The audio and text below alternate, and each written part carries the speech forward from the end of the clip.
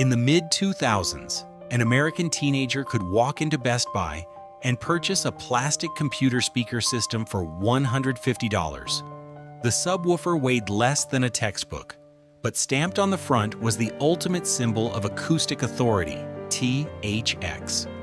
A decade earlier, earning that exact same badge required a vastly different sacrifice. An American listener had to buy 100-pound wooden subwoofers from acoustic giants like Snell or Miller and Kreisel. They hired contractors. They tore open walls, laid heavy copper wire, and rebuilt entire suburban basements just to meet the uncompromising physical demands of cinema sound.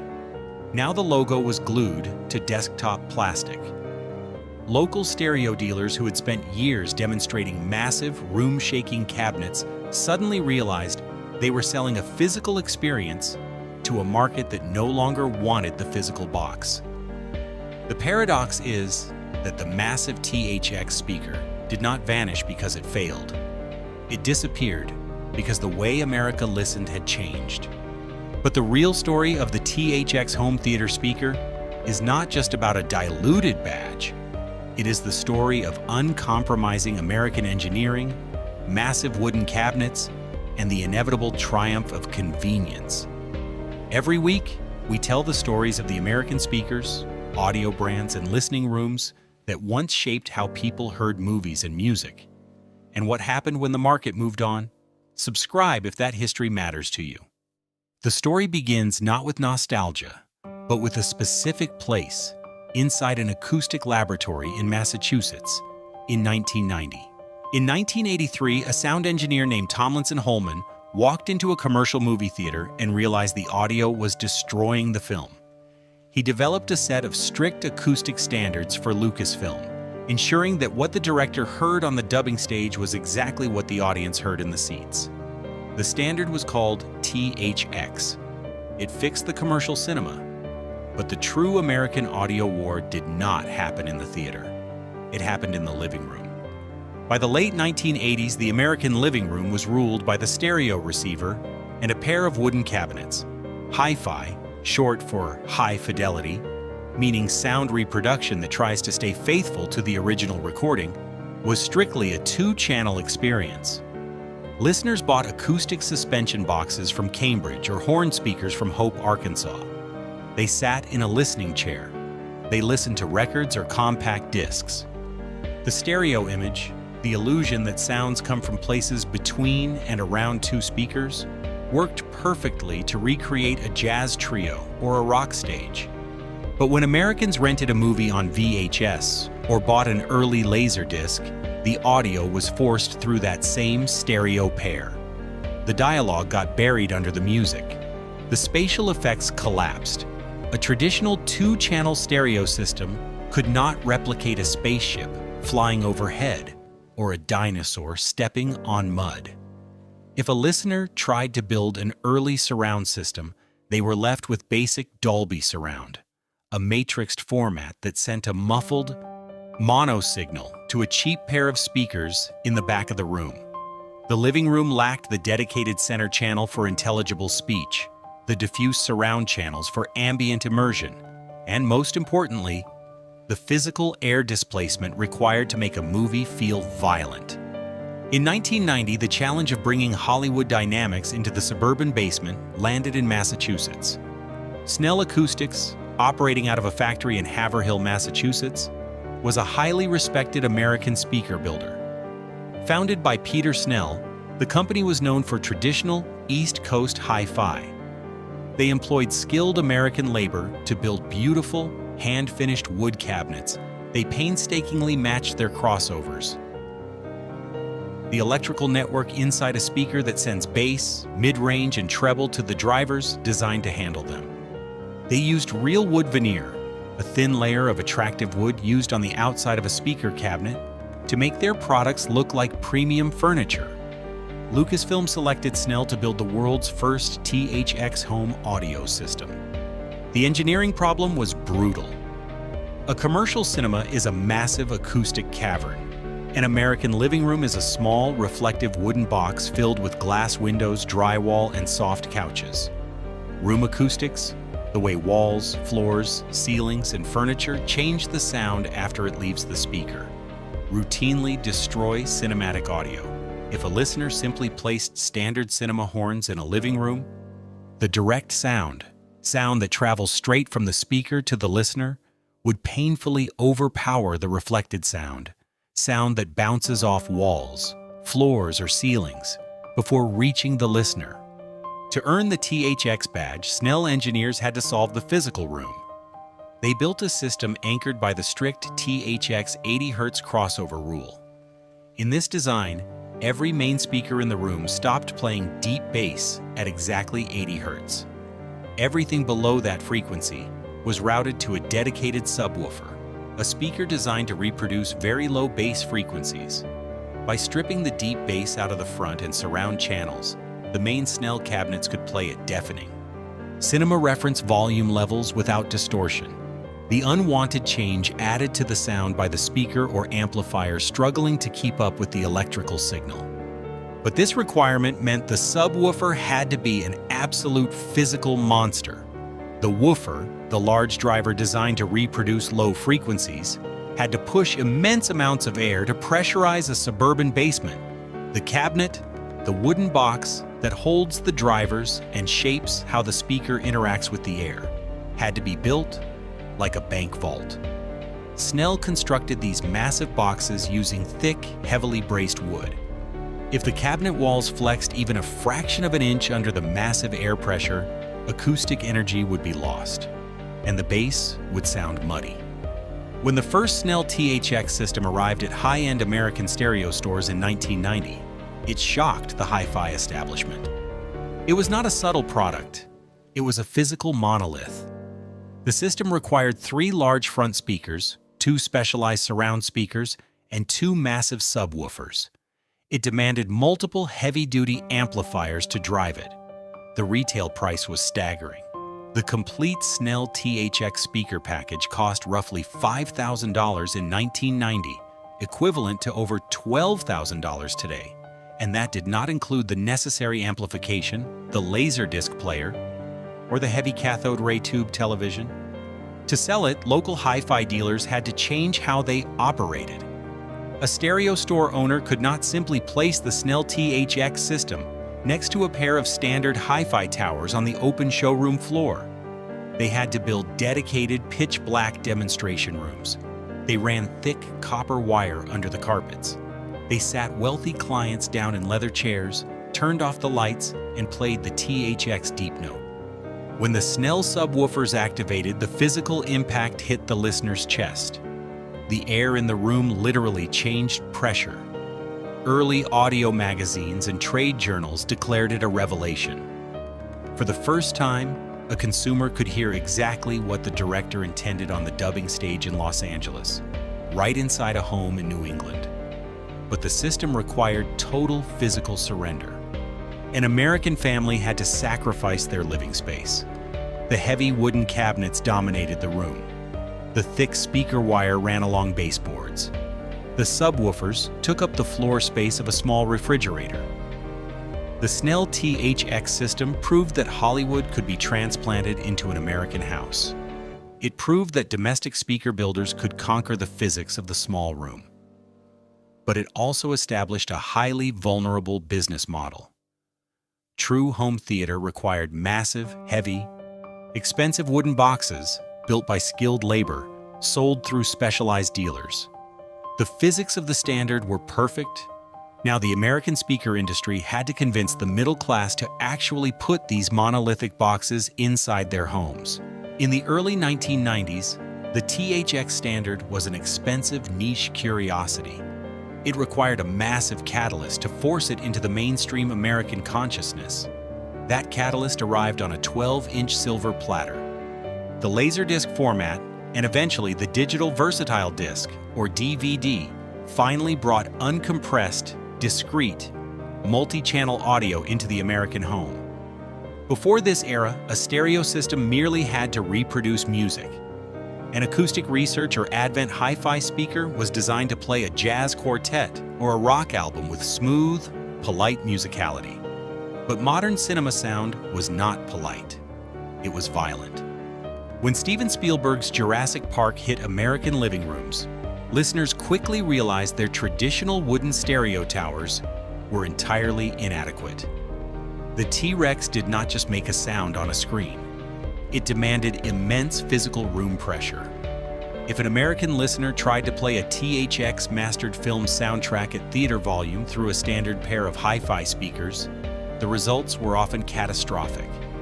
The massive dynamic swings caused normal woofers to bottom out.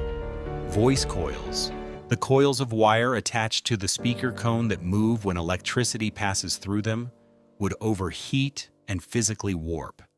Standard amplifiers clipped, distorted, and shut down. The American speaker industry recognized the gap. In Southern California, a company named Miller and Kreisel, M&K, decided to completely dominate the THX home theater space. M&K had already pioneered the satellite subwoofer concept for two-channel music. Now they engineered physical behemoths designed strictly for the brutal demands of the cinema standard. M&K's THX certified S150 system did not look like traditional luxury furniture. It looked like industrial studio equipment, because that is exactly what it was. The front cabinets were densely packed with multiple tweeters arranged in a vertical array. This specific geometry was designed to control exactly where the sound traveled. By restricting vertical sound dispersion, the heavy M&K cabinets prevented dialogue from bouncing off the hard American ceiling and the wooden coffee table, focusing the acoustic energy directly at the listener's ears. But the true breakthrough lived in the corner of the room, the THX subwoofer. To meet the stringent 80 Hz crossover requirement, the subwoofer had to carry the entire low-frequency weight of the film. M&K built massive dual-driver wooden vaults. They utilized push-pull configurations, placing two massive woofers in a single heavy cabinet. One driver faced outward, the other faced inward, moving in tandem to cancel out distortion while moving a terrifying amount of physical air. The magnet structure, the heavy iron assembly that helps drive the voice coil and cone, was enormous. These cabinets routinely weighed over 80 pounds. They were so powerful, they often required dedicated high-amperage electrical outlets just to prevent tripping the circuit breakers in an average suburban home. To complete the illusion, American builders had to solve the rear channels. They perfected the dipole speaker, a cabinet featuring drivers on opposite sides that fire out of phase, designed to bounce sound off the side walls rather than beaming it directly at the listener. This created a diffuse, enveloping sound field. It tricked the human brain into hearing a massive, continuous wall of sound, mimicking the long banks of surround speakers mounted on the walls of a commercial cinema. The movement scaled rapidly across the country. In Hope, Arkansas, Klipsch brought their legendary high-efficiency designs into the THX ecosystem. A horn speaker uses a flared passage to make a driver more efficient and project sound deep into a room. Klipsch created massive dynamic THX theater systems that could play at deafening, reference-level volumes without breaking a sweat, requiring very little amplifier power. In Massachusetts, Atlantic Technology built modular THX systems with heavy acoustic cabinets designed to seamlessly integrate into custom basement build-outs. This level of uncompromising acoustic violence was not cheap. By the late 1990s, a complete M&K or Klipsch THX Ultra speaker system easily cost over $5,000. Adjusted for inflation, that is nearly $10,000 today. At a time when an average American worker made roughly $500 a week, buying a THX speaker system required a massive financial commitment. It also required buying a heavy multi-channel receiver, running thick copper wire through the drywall, and convincing a family to sacrifice hundreds of square feet of domestic living space to house 7 black wooden boxes. Yet Americans bought them by the thousands. They were pushed by a dedicated, highly trained ecosystem. Print magazines like Audio Video Interiors, Home Theater, and Widescreen Review heavily evangelized the physical standard. High-end hi-fi retailers, early custom installation firms, and regional electronics chains like Magnolia Audio Video built specialized pitch-black demonstration rooms. Home theater installers became a new class of specialized tradesmen. They were not just selling consumer electronics. They were selling acoustic construction. They calculated room modes, strategically placed acoustic panels, and carefully positioned the massive dipole surrounds at the exact correct height above the listening chair. A local stereo dealer would sit a customer down in a leather seat, load the Terminator 2 DVD, press play, and let the sheer physical impact of the THX subwoofer close the sale. The American moat was physical authority. A cheap imported rack system or a plastic television speaker could not replicate the immense air displacement of a 100-pound M&K subwoofer. The laws of physics strictly protected the premium American builder. The badge on the grille was not decoration. It was a promise about moving physical air. And for a brief window, American listeners built entire rooms specifically to keep it. By the late 1990s, the American audio market had fully surrendered to the cinema standard. The traditional two-channel stereo system, once the undisputed centerpiece of the middle-class living room, was being pushed aside. The digital versatile disc, the DVD, had become the fastest-growing consumer electronics product in American history, and it carried perfect, discrete digital surround sound into millions of homes. To meet this sudden cultural obsession, the American retail infrastructure transformed. The traditional hi-fi showroom, which once relied on a single comfortable chair placed perfectly between two wooden towers, had to be completely rebuilt. Across the country, specialized audio retailers aggressively adapted. On the West Coast, the Magnolia Audio Video chain constructed pitch-black, acoustically treated theater rooms inside their stores. In New England, the retail giant Tweeter demonstrated massive multi-channel setups to eager suburban families. In New York City, high-end dealers like Harvey Electronics catered to wealthy clients who wanted absolute cinematic perfection. Monthly publications like Sound and Vision and Home Theater magazine served as the primary catalogs of this new religion, aggressively reviewing the latest THX-certified components and fueling a nationwide arms race for deeper bass and higher decibels. At the center of these darkened retail rooms sat the heavy, uncompromising American speaker cabinets. Miller & Kreisel, M&K, had become the absolute gold standard for the THX Ultra certification, building dense black, industrial-looking monitors that were rapidly adopted by both professional recording studios and wealthy home listeners. In Hope, Arkansas, Klipsch scaled up their legendary horn designs to create massive THX Ultra 2 theater packages, featuring dual 12-inch subwoofers that required dedicated floor space. In Massachusetts, Snell Acoustics and Atlantic Technology continued to push the boundaries of physical cabinet bracing and acoustic output, building speakers that were so heavy they required two people just to carry them down the basement stairs. This was the absolute peak of the dedicated American home theater. In a standard American suburban basement, where a single television once sat quietly on a wooden stand, the right THX-certified speaker system could transform the drywall and concrete into a physical extension of a Hollywood dubbing stage, allowing the listener to feel the exact air pressure the director intended. When the massive M&K or Klipsch subwoofers activated during an action film, the physical impact was undeniable. The couch shook. The walls vibrated. The soundstage, the perceived width, depth, and placement of the audio, wrapped entirely around the listener, creating a flawless physical illusion. But the system required a staggering level of economic and physical sacrifice. A true THX Ultra speaker package was not a casual purchase. It was a domestic construction project. The heavy wooden cabinets dominated whatever room they were placed in. The massive dipole surrounds had to be permanently mounted to the side walls. The system required a heavy, expensive multi-channel receiver or separate amplifiers, devices that supply the necessary electrical power to drive the speakers, which generated intense heat and required their own dedicated equipment racks. Most importantly, the local audio dealer could sell the massive wooden boxes, but the American homeowner now had to figure out how to physically connect them.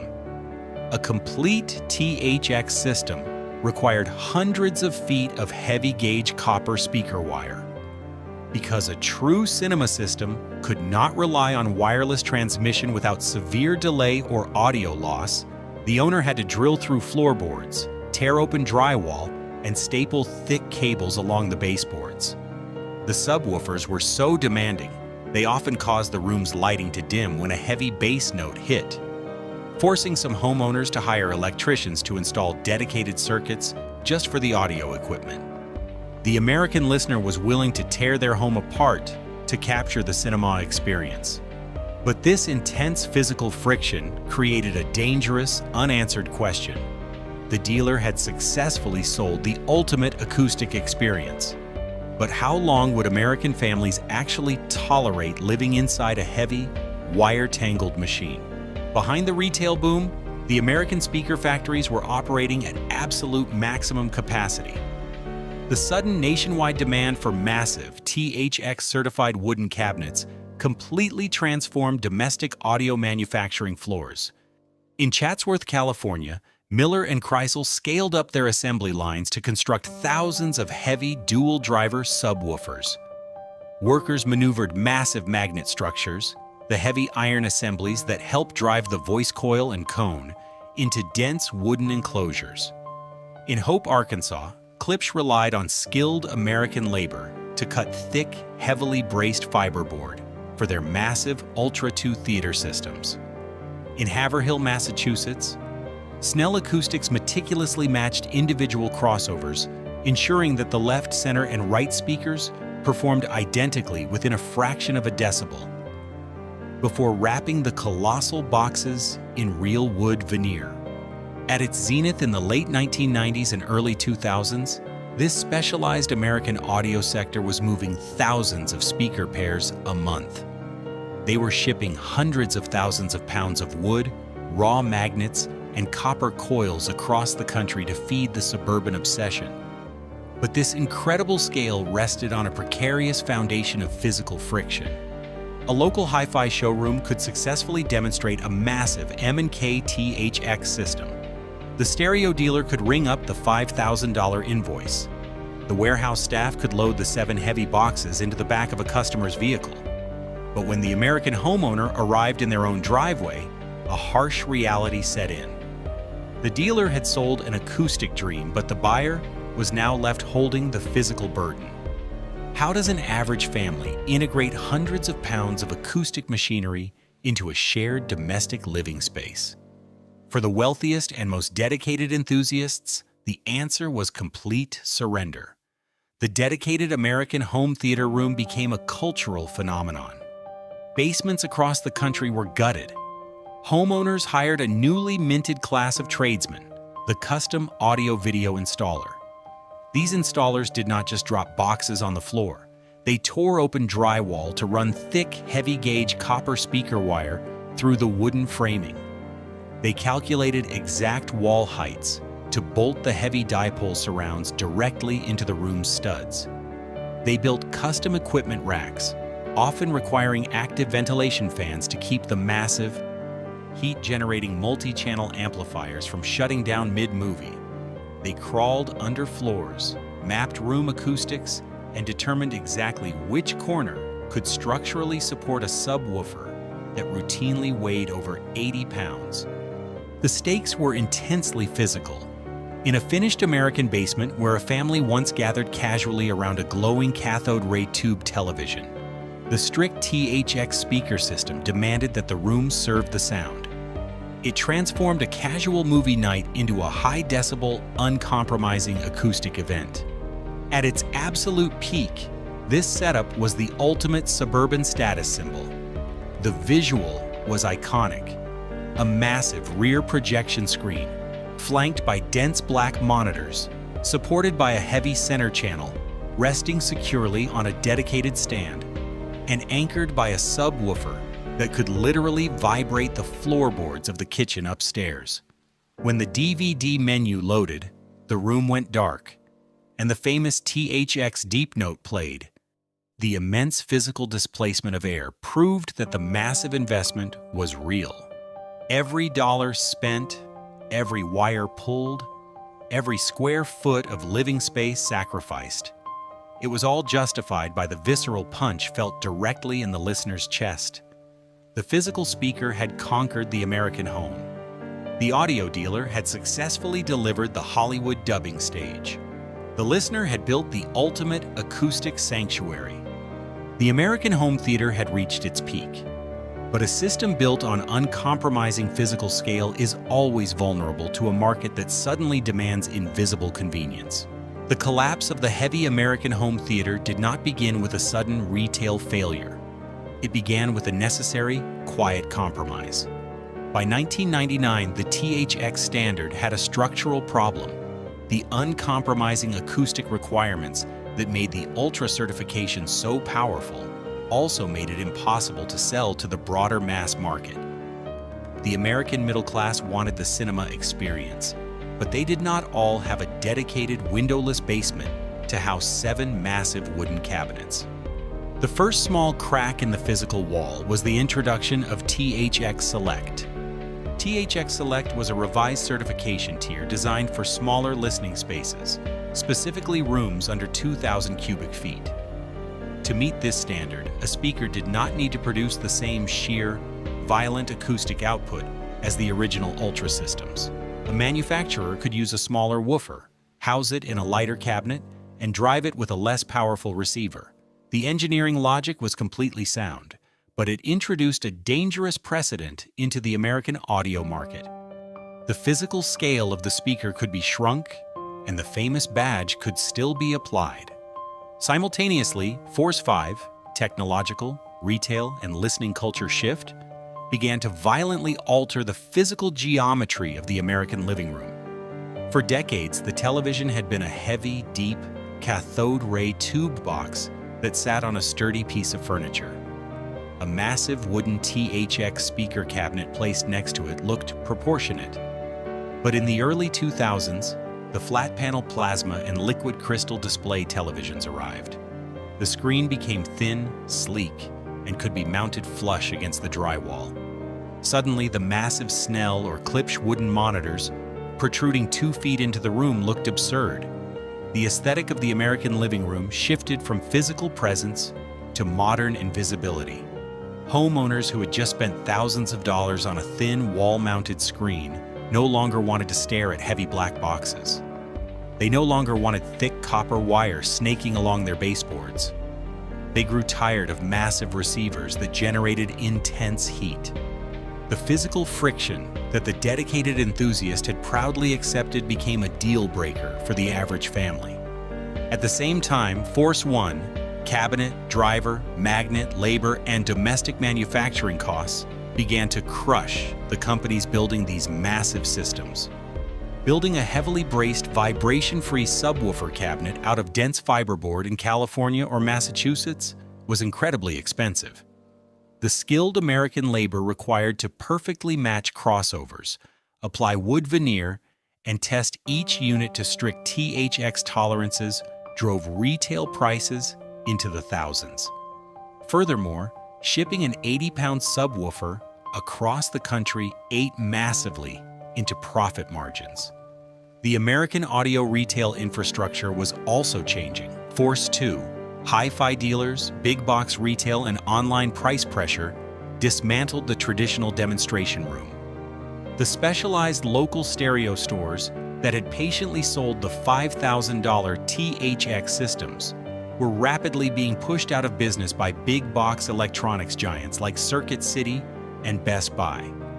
In the chaotic, brightly lit, noisy aisles of a warehouse store, a salesperson could not sit a customer down in a leather chair, turn off the lights, and let a massive M&K subwoofer prove its worth. The nuance of a perfectly calibrated dipole surround speaker was entirely lost under the fluorescent lights. Customers shopped by looking at price tags, physical size, and brand names. The heavy American theater speaker was losing the retail shelf, losing the living room aesthetic, and losing the cost war. In February 2007, the systemic pressure broke the industry's most dedicated architect. Miller and Kreisel, M&K, the Southern California company that had practically defined the uncompromising THX subwoofer, abruptly closed its doors. M&K had battled rising domestic manufacturing costs, fierce competition, and a devastating wave of overseas counterfeiting. But fundamentally, the American market had moved away from the heavy, industrial audio machinery that M&K built best. The Chatsworth factory went quiet. The workers went home. The heavy wood cabinets stopped shipping. The closure of M&K sent a shockwave through the American home theater community.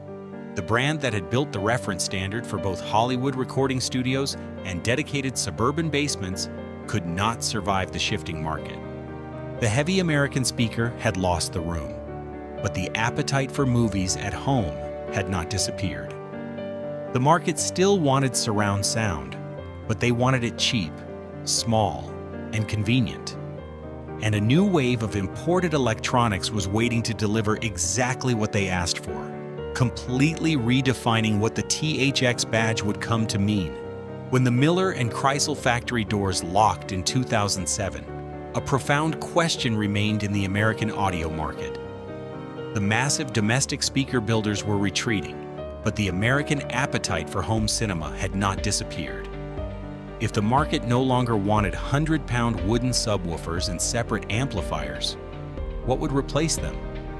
The answer arrived on a shipping pallet at Best Buy, packed into a single, brightly colored cardboard box. Force 3 imports, private labels, and good enough sound swept through the American retail infrastructure. The industry introduced the home theater in a box. Instead of navigating a specialized stereo showroom, a suburban family could walk into a warehouse retailer and buy an entire 5.1 surround sound system for under $400. The physical differences were staggering. The speaker cabinets were not made of heavily braced fiberboard.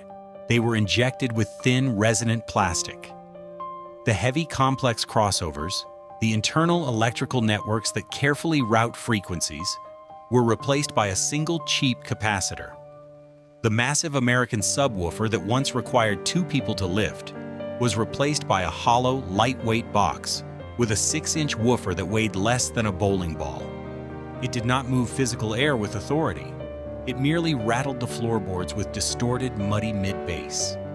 But the home theater in a box achieved something the American hi-fi industry had failed to do. It completely eliminated physical friction. It was cheap, it was light, and a consumer could carry it to their car in one trip.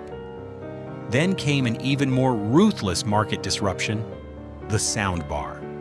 As flat-panel televisions became thinner and cheaper, consumers demanded an audio solution that matched the aesthetic.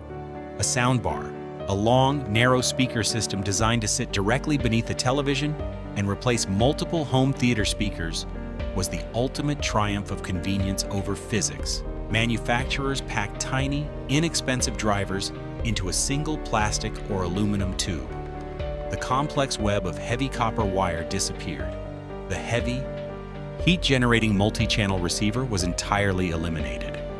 A soundbar could never replicate the massive physical soundstage, the perceived width, depth, and placement of audio that a dedicated Snell or Klipsch THX system provided. It relied on digital signal processing, bouncing thin acoustic beams off the drywall to trick the human brain into hearing spatial effects. It was an acoustic illusion. But for the American mass market, the illusion was good enough. The structural forces of the American audio market violently aligned against the dedicated room.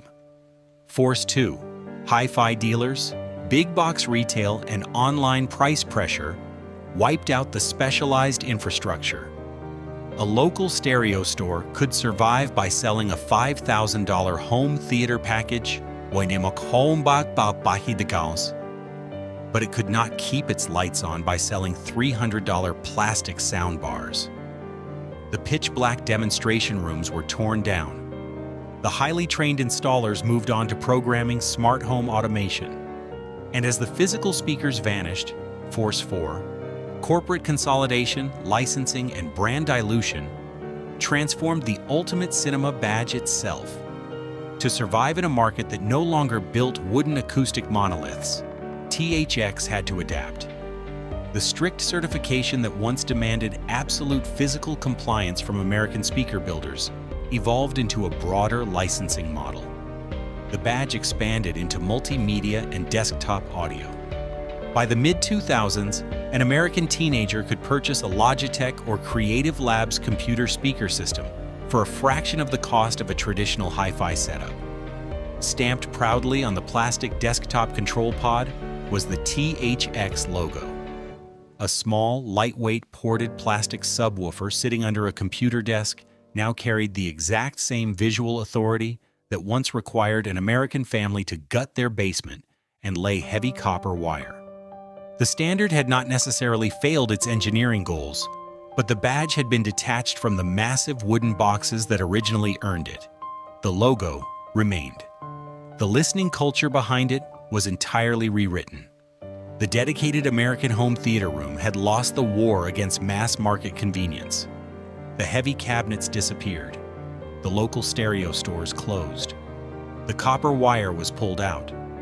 The massive woofer shrank. The badge was licensed to plastic. The soundbar took the shelf. The physical theater left the building. The story of the massive American THX speaker did not end with a total disappearance. It ended with a quiet, geographical fracture.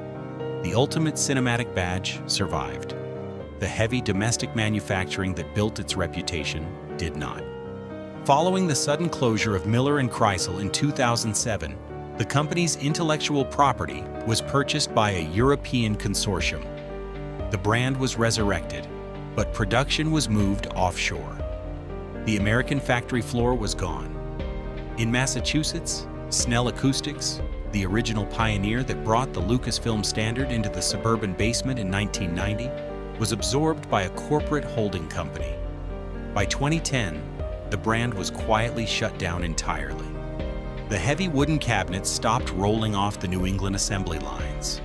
THX itself underwent a massive corporate transformation. George Lucas spun the company off, and it was eventually acquired by Razer, a manufacturer of computer gaming peripherals. The ultimate cinema badge that once required an American family to gut their living room and install hundreds of pounds of acoustic machinery was now prominently marketed on gaming headsets and laptop computers. THX transitioned from a strict enforcer of physical speaker hardware to a company that licensed spatial audio algorithms. But a physical object built to withstand the brutal dynamics of a movie theater does not simply vanish. Today, a dedicated American preservation community actively hunts for the original heavy cabinets. On platforms like Craigslist, Facebook Marketplace, AudioGone, and specialized enthusiast hubs like AVS Forum, vintage audio collectors and dedicated home theater builders track down the original Snell, Klipsch, and M and K THX Ultra systems. Because an 80-pound subwoofer is prohibitively expensive to ship, these transactions are intensely local. A buyer will routinely drive hundreds of miles across state lines in a pickup truck just to rescue a pair of M and KS 150 monitors from a basement cleanout or a suburban estate sale. These enthusiasts do not simply display the speakers as museum pieces. They put them on a repair bench. They perform recapping, replacing old capacitors in a crossover to restore or stabilize speaker performance, ensuring the strict 80 Hz separation remains perfectly accurate.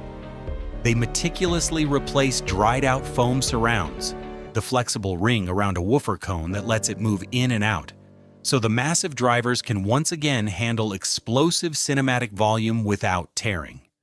They do this because the original American THX speaker still matters for one uncompromising functional reason: physics. Modern home audio is dominated by digital signal processing, the use of computer algorithms to manipulate audio signals. A modern soundbar attempts to create a theater experience by firing small, highly equalized drivers at the ceiling, hoping the reflected sound it will trick the human brain into perceiving spatial depth. But algorithms cannot push physical air. A plastic tube sitting under a television cannot physically pressurize a 3,000 cubic foot room. An old American speaker with a massive magnet structure, a heavily braced wooden cabinet, and a crossover restored by careful hands can still do what a plastic wireless box cannot. It anchors the sound physically in the room. When the bass drops, the listener does not just hear it. They feel the air pressure change in their chest. Sound still begins where air moves, and the massive THX systems moved more air, more accurately, than almost anything else built for the American home. The physical spaces where this domestic acoustic revolution was born have long since gone quiet. In Haverhill, Massachusetts, the old Snell manufacturing spaces were converted into generic commercial real estate. In Chatsworth, California, the industrial parks where M&K workers once maneuvered massive magnet structures into dense fiberboard enclosures now house entirely different industries. The pitch-black demonstration rooms inside local stereo stores have been torn down, replaced by brightly lit aisles selling smartphones and appliances. Yet the physical objects occasionally resurface in unexpected ways. In 2021, a complete first-generation Snell THX speaker system was found sitting on the concrete floor of a Midwestern estate sale. The massive wooden cabinets were scuffed, the heavy grills were dusty. The estate liquidator had priced the entire system at $50, completely unaware that those specific wooden boxes were the exact tools that translated the Hollywood dubbing stage into the American living room. They were quickly purchased, loaded into a truck, and wired back into a modern basement, where they immediately outperformed systems costing thousands of dollars more. The rise and fall of the THX home theater speaker reveals a profound truth about how America builds, sells, and discards sound. The American speaker industry proved that absolute cinematic fidelity could be achieved in a domestic space. The engineering was flawless, the physics were sound, but the market eventually decided that the physical friction, the sheer size, weight, cost, and visual dominance of the cabinets was simply too high a price to pay. America loved the idea of the theater, but it ultimately rewarded the convenience of the soundbar. The standard shifted, the factory closed, the badge was licensed to plastic. But somewhere in an American basement, a massive wooden subwoofer still sits heavy in the corner, its thick copper wire running along the baseboard, its massive driver waiting under a faded cloth grill, ready to shake the floorboards one more time. See you in the next one.